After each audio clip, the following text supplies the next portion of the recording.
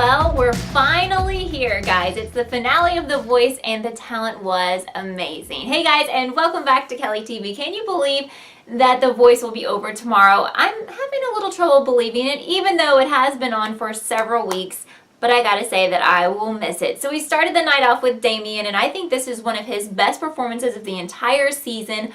I have always loved Donny Hathaway's A Song for You, and he would make Donny proud because it was phenomenal. I think the best of the night from Damian, and really the best that I think I've heard him do all season. So I think that makes us all realize why he got that wild card spot, even though I was hoping that Danica would take it. I also feel like Damian deserves it. So up next we had Craig with an original song, and I thought that, you know, he's always good, he's always consistent, he never has a bad song or a bad night. And I actually can say that Damian's, I liked it a little bit better, but Craig is going to be a star, win or lose. And you guys know that I had always kind of been Team Craig, but I kind of switched to someone else tonight. We'll get to that a little bit later.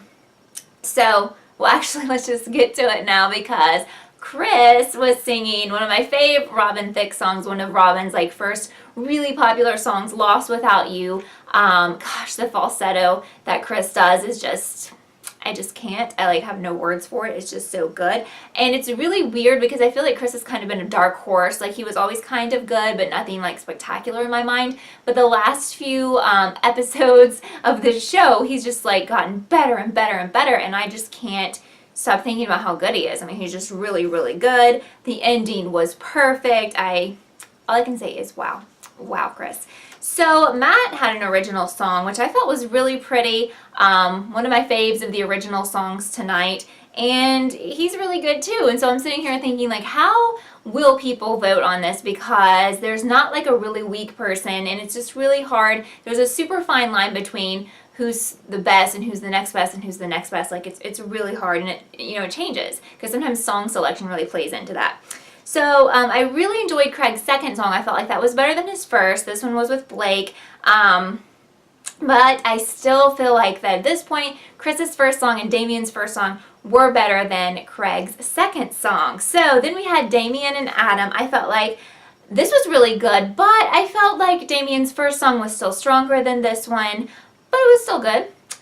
And then we had Chris with an original song, and you know, at this point I'm like, I'm on Team Chris. Sorry to you, Craig, but I had to switch. I really have no words. I really liked it. I like how he's doing like R&B because I really like R&B, and I think that plays into it. But it doesn't hurt when you look at him either. So maybe that plays into it. I'm not sure. Then we had Matt and Adam, and I felt like Adam overshadowed Matt just a tad with the falsetto. I would probably put Matt in fourth place after tonight, but Matt is really good, and I think he has a great future ahead of him. So then Craig sang a slow country song about his child growing up in pictures, not an original song.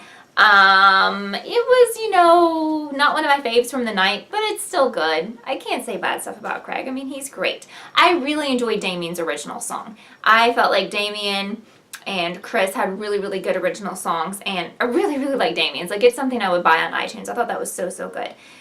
So, yeah, Chris Jameson singing one of my favorite Justin Timberlake songs, which is Cry Me a River. How can you not think about Justin and Britney and cry? Just like a really small tear for that relationship that ended when you hear that song. But was it his strongest of the night? No, probably not. I think Lost Without You was probably his strongest of the night, but guys, I don't know. I can't. Anyway, but still, after hearing that, I'm like, well, I'm still going to give them all my votes because I just have to.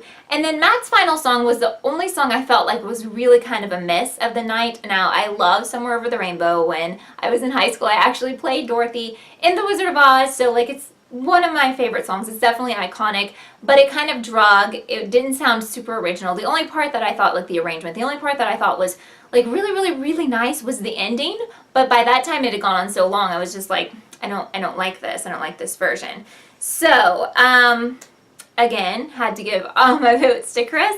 But I want to know, like, who you guys voted for. Who do you want to win? Because we're going to have a new Voice Champion Season 7 tomorrow, which is just kind of freaking hard to believe. But I will tell you this, like, whoever wins, I'm going to be happy for, because I don't feel like any of them were just, like, shouldn't be there, don't belong there, or shouldn't win. So I really feel like they're all so good that I'm not going to be sad. You know, some other you know, talent-like shows, I'm like, there's just this one person that has to win. If someone else wins, it's just not going to be fair.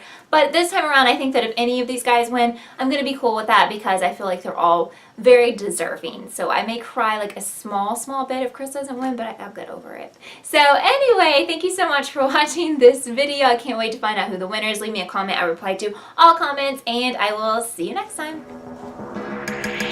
No silver or no gold could dress me up so good. You're the glitter in the darkness of